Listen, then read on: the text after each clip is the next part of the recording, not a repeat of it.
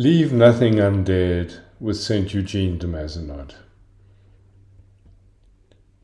As we've been tracing the life of St. Eugene, his mission, his spirituality, we've done it through the focus of the word daring, or of that concept, leave nothing undared for the sake of the kingdom of God.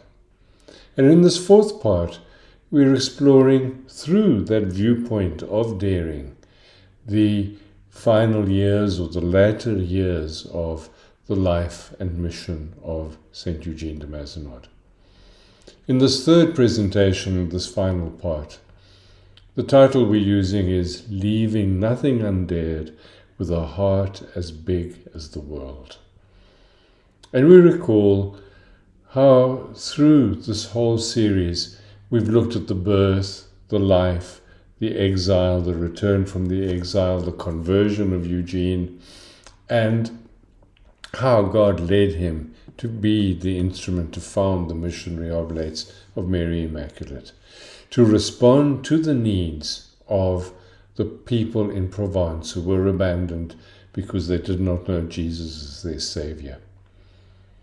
And in the first rule that they wrote, Eugene put these words, "And even though, because of their present small number and the more urgent needs of the people around them, they have to limit the scope of their zeal for the time being to the poor of our countryside and others, their ambition should, in its holy aspirations, embrace the vast expanse of the whole earth, leaving nothing undared with a heart as big as the world."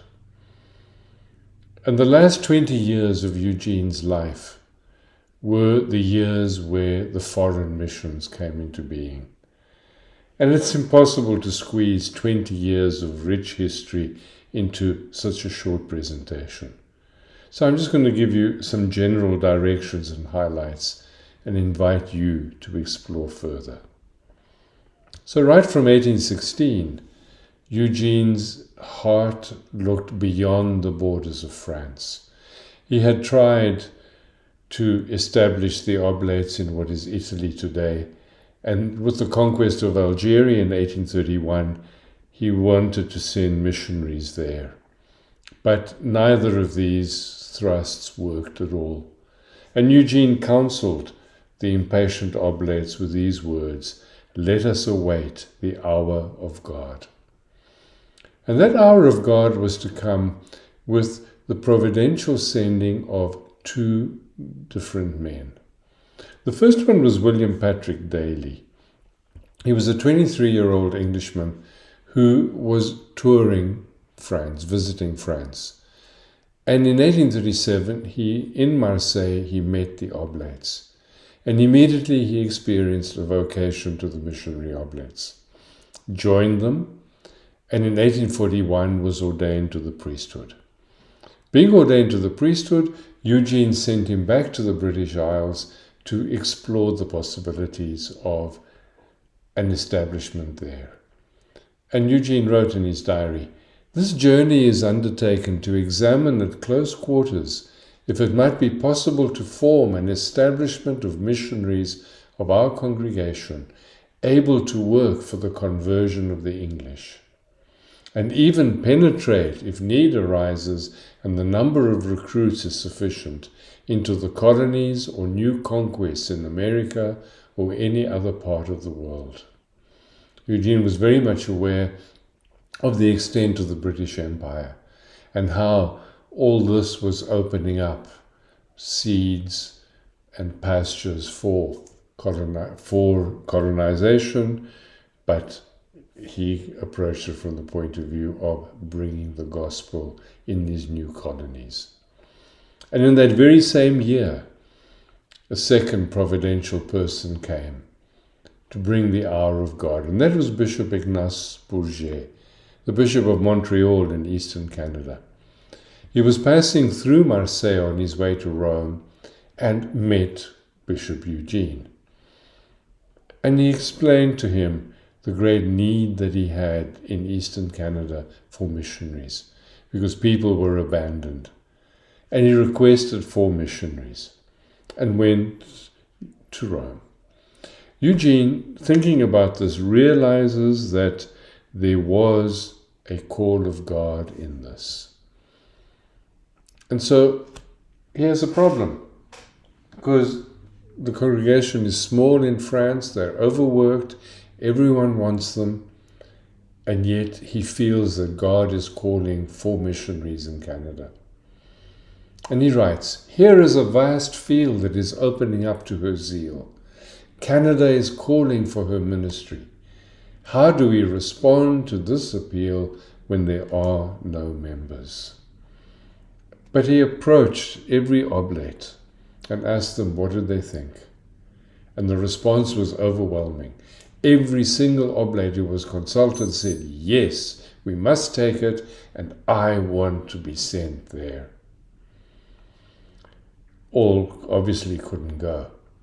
But Eugene then chose the first 6 oblates to leave France and to go to Canada.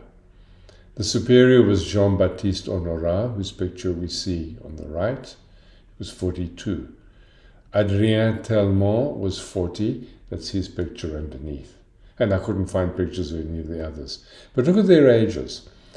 There were 4 priests and 2 brothers, 30, 27, 36, 27. A young group full of wonderful enthusiasm. And over the Atlantic Ocean they go to Canada, with no training whatsoever for the foreign missions. All that they knew was how to do mission in France.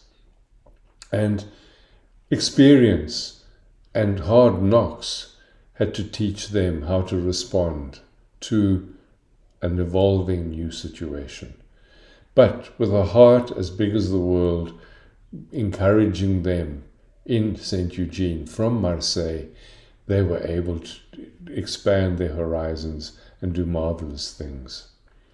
The 6 pioneer oblates were initially settled at Saint-Hilaire, some miles outside of Montreal, which contained an enormous mission cross, and you can see it in the picture at the bottom on the left-hand side. They hoped that, as in the shrines of France, this Calvaire would be a center for pilgrimages and permanent missions. And from there they went out to preach retreats and missions. A year later, they moved to Longueuil, closer to Montreal. And from 1842 onwards, we find the oblates preaching 3-week-long retreats or 4 weeks and giving missions as they did in France in the various parishes and villages. And in addition to preaching, there was the permanent mission of the shrine and the parish. And they were responsible for the missions in 4 eastern townships, where you had French-speaking and Irish Catholics living side by side with Protestants. The missionaries went from door to find the Catholics and to bring them the light and consolations of the faith. Honorat identified these people as being the most abandoned because they were poor and they were ignorant. And the accounts of the missions that we have show that they were doing exactly what they were doing in France, with adaptations, but with the same measure of success. And then they moved into the city of Montreal and established the parish of Saint-Pierre, from which they went out to do their mission work. And from there, an outreach further north to Saguenay. In 1844, they were invited to go to Bytown, which was the confluence of several rivers where the lumbermen who had cut the trees, cut the logs, would make rafts with them and then send these logs down for processing to Bytown. And there were many Catholics among them, and they were abandoned. And it is here then that the Oblates established themselves into what eventually became the city of Ottawa. And Father Guigues became the first Oblate bishop in Canada, the Bishop of Bytown. Another ministry that they had were the itinerant missions to the lumbermen and to the bison hunters. Bishop Bourget told Bishop Eugene how groups of 300 to 500 men would spend the winter in the lumber camp in the forests cutting down trees, and how abandoned these young men were. And Eugene responded by sending some of the oblates to do itinerant missions in these cold winter months, in the evenings when the lumbermen came back to their camp. And also they joined the bison hunters. The indigenous ministry began as a seasonal ministry, when the various First Nations tribes would come to the trading centers. And here the oblates made a point of being at the trading posts and the forts, and to do mini missions through translations. And having established something, once the trading season had ended and these tribes went back to their areas, the oblates then began to visit the places of residence and to continue those contacts. And so this indigenous ministry then spread from one part of Canada to the other. And in 1861, Father Grolier crossed into the Arctic Circle. A very beautiful history of courage and the opening of missions in Canada. In 1841, that mission started with Eugene sending 6 oblates. 20 years later, there were 92 oblates in Canada, and 3 of them were bishops. Right under Canada is the United States, and various attempts were made in response to the call of bishops. In 1847, Oregon, and a whole mission among the various tribes there, which then ended as a result of the wars. Pittsburgh in 1848, and then Texas. A group of oblates was sent down to Texas, and I put 1 there because they went without having coordinated with Bishop Eugene in Marseille. Many of them got ill, and Eugene withdrew them for a while. In 1851, Buffalo on the lake, welcoming immigrants who were coming to the United States. And in 1852, a permanent establishment in Texas. And from Texas, they crossed over the border into Mexico to Matamoros. At the time of the death of Eugene, there were 13 oblates in the USA and Mexico. Back to England, back to the British Isles and Ireland. The different establishments that were made when it became possible to send missionaries and for vocations to begin to come. Penzance, then those various areas from 1846 to 1849 where they established themselves in the center of England.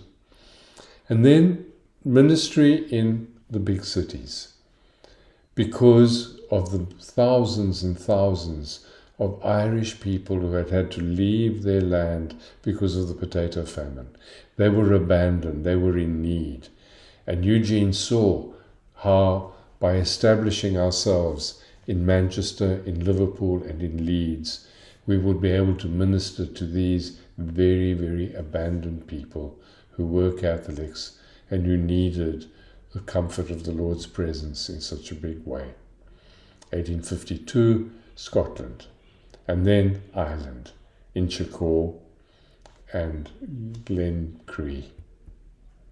This is the only one of the foreign missions that Eugene was able to visit. And in fact, he visited on 2 occasions. And his heart was torn when he saw the misery of the people, particularly the Irish immigrants who had left their country under such terrible conditions and who were not very welcome in England at this stage. And he wrote, as he saw these people in London and elsewhere, poor people, they need food for the body, how much more do they need food for the soul? And he sent oblates to provide for this. In 1861, at the time of his death, there were 60 oblates in England, Ireland, Scotland, Wales, and the British Isles as a whole. And from this, one can only recall with gratitude how hundreds and hundreds of missionaries came out of this province and spread the gospel around the world in so many different countries with such generosity and with such deep roots.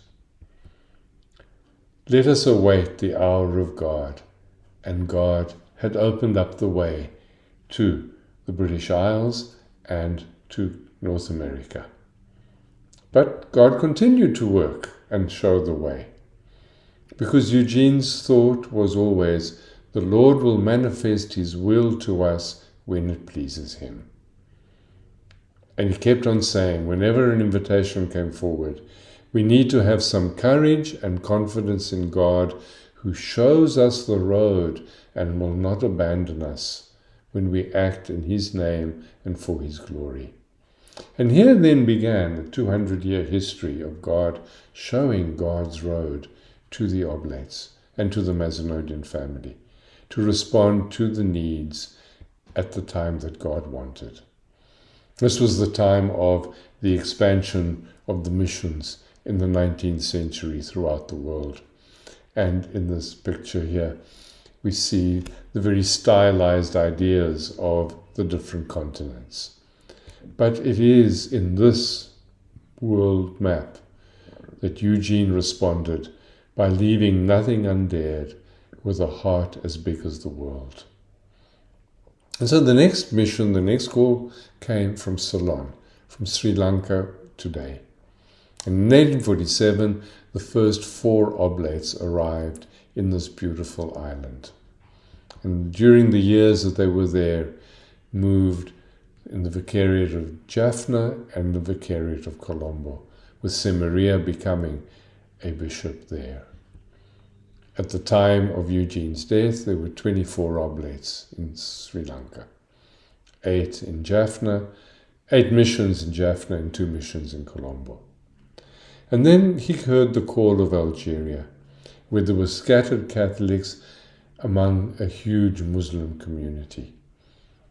And he felt the call to care for these scattered Catholics and to convert the Muslims to Christianity.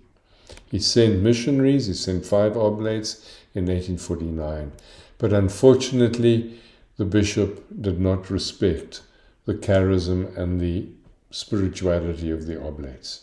He treated them as diocesan priests and spread them all out, each one in a different place. And Eugene wrote, "The bishop has reversed his decision and has reduced our fathers to being nothing else than mere parish priests of small villages, where there is nearly no good to be done." And as a result of that, a year later, he recalled them to France. But this opened the way then for Natal, in the south of Africa, because a request from Propaganda Fide in Rome, asking Eugene for missionaries, made him decide, we close Algeria, which is not producing any fruit, and let's concentrate on the south of that continent. And Eugene saw this invitation from the church as providential, because he wrote, "Yet it comes from God. No one among us thought about it, and through the channel normally used by the church that it comes to us. One is therefore to place oneself in the presence of God, drafting an answer. The salvation of souls is at stake. Besides, it is a call to the fulfillment of the first duty of our institute, and that call comes incontestably from God." And today in our constitutions, the call of Jesus Christ, heard through the church, sums up that attitude of Eugene.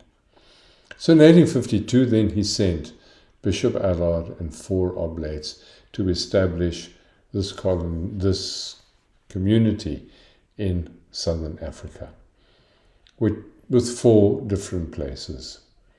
And then he sent these missionaries, because they were not having success among the Zulu people. He asked Bishop Allard and Father Joseph Gerard, go further inland.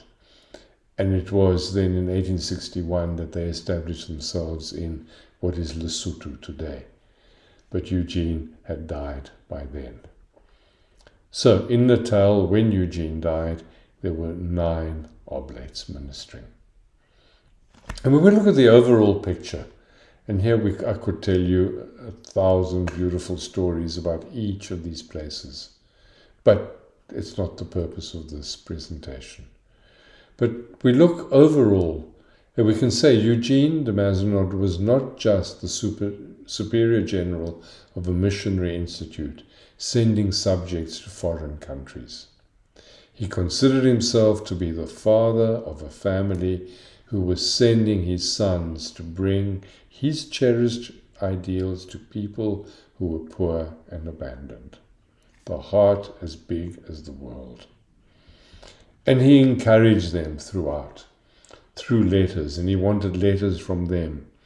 And he encouraged them through their provincials and directly if he could. The father who cared for what they were doing. And then went through incredible hardships. But as Father Ron Young wrote, they were able to endure the most difficult hardships, only to redouble their efforts in new directions as soon as the opportunity arose. They were able to find enough meaning in their sacrifices to allow them to endure the learning required for missionary effectiveness. Leaving nothing undared, with a heart as big as the world, gave them that courage, gave them that zeal. And eventually we landed up being in nearly 70 countries during our beautiful history. So leaving nothing undared, with a heart as big as the world, Eugene, as the father with this heart, communicated this to his Mazenodian family.